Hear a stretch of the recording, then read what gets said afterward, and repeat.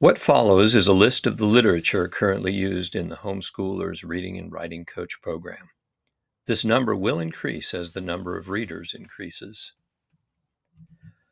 I'll simply be reading from the following slides. Feel free to mute this presentation if you'd like to read from the slides on your own. Let's begin. Tuck Everlasting by Natalie Babbitt. Doomed to, or blessed with, eternal life after drinking from a magic spring, the Tuck family wanders about trying to live as inconspicuously and comfortably as they can. When 10-year-old Winnie Foster stumbles on their secret, the Tucks take her home and explain why living forever at one age is less a blessing than it might seem. Complications arise when Winnie is followed by a stranger who wants to market the spring water for a fortune. The Adventures of Huckleberry Finn by Mark Twain.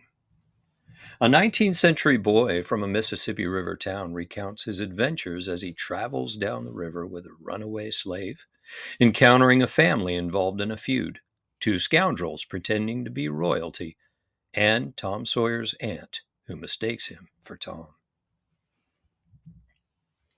The Lion, the Witch, and the Wardrobe by C.S. Lewis.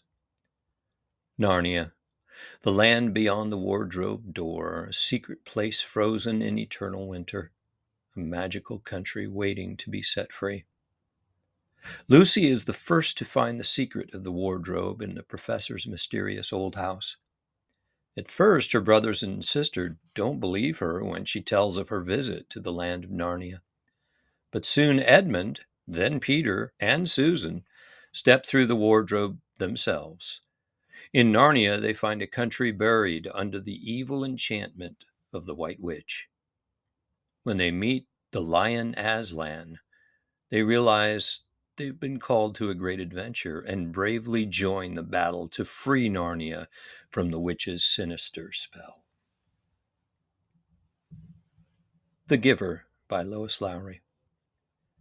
This haunting story centers on 12-year-old Jonas, who lives in a seemingly ideal, if colorless, world of conformity and contentment. Not until he is given his life assignment as the receiver of memory does he begin to understand the dark, complex secrets behind his fragile community. The Call of the Wild by Jack London. Based on London's experiences as a gold prospector in the Canadian wilderness and his ideas about nature and the struggle for existence, The Call of the Wild is a tale about unbreakable spirit in the fight for survival in the frozen Alaskan Klondike. The Diary of a Young Girl by Anne Frank. In 1942, with the Nazis occupying Holland, a 13-year-old Jewish girl and her family fled their home in Amsterdam and went into hiding. For the next 2 years, until their whereabouts were betrayed to the Gestapo, the Franks and another family lived cloistered in the secret annex of an old office building. Cut off from the outside world, they faced hunger, boredom, the constant cruelties of living in confined quarters, and the ever-present threat and discovery of death. In her diary, Anne Frank recorded vivid impressions of her experiences during this period. By turns thoughtful, moving, and surprisingly humorous, her account offers a fascinating commentary on human courage and frailty, and a compelling self-portrait of a sensitive and spirited young woman whose promise was tragically cut short. Lord of the Flies by William Golding.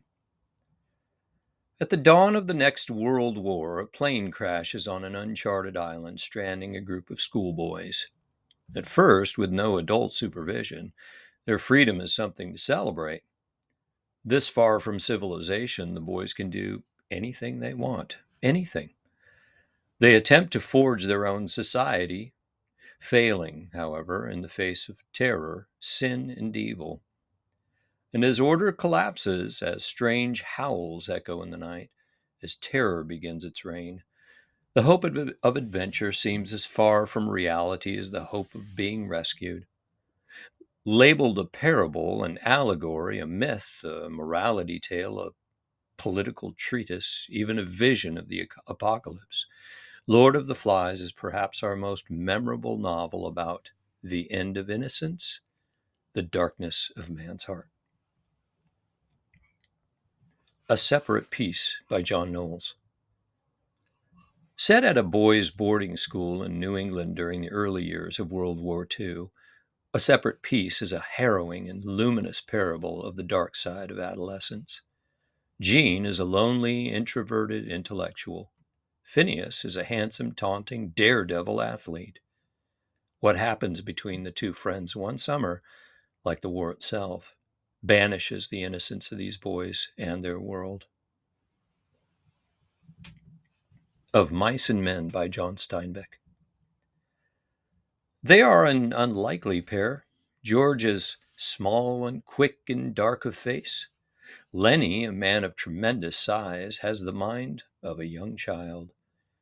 Yet they have formed a family, clinging together in the face of loneliness and alienation. Laborers in California's dusty vegetable fields, they hustle work when they can, living a hand-to-mouth existence. For George and Lenny have a plan: to own an acre of land and a shack they can call their own. When they land jobs on a ranch in the Salinas Valley, the fulfillment of their dream seems to be within their grasp. But even George cannot guard Lenny from the provocations of a flirtatious woman, nor predict the consequences of Lenny's unswerving obedience to the things George taught him. Animal Farm by George Orwell. A farm is taken over by its overworked, mistreated animals. With flaming idealism and stirring slogans, they set out to create a paradise of progress, justice, and equality. Thus, the stage is set for one of the most telling satiric fables ever penned, a razor-edged fairy tale for grown-ups that records the evolution from revolution against tyranny to a totalitarianism just as terrible. Crime and Punishment by Fyodor Dostoevsky. Raskolnikov, a destitute and desperate former student, wanders through the slums of St. Petersburg and commits a random murder without remorse or regret. He imagines himself to be a great man, a Napoleon, acting for a higher purpose beyond conventional moral law. But as he embarks on a dangerous game of cat and mouse with a suspicious police investigator, Raskolnikov is pursued by the growing voice of his conscience and finds the noose of his own guilt tightening around his neck. Thanks for watching and listening. I do look forward to coaching you in the near future.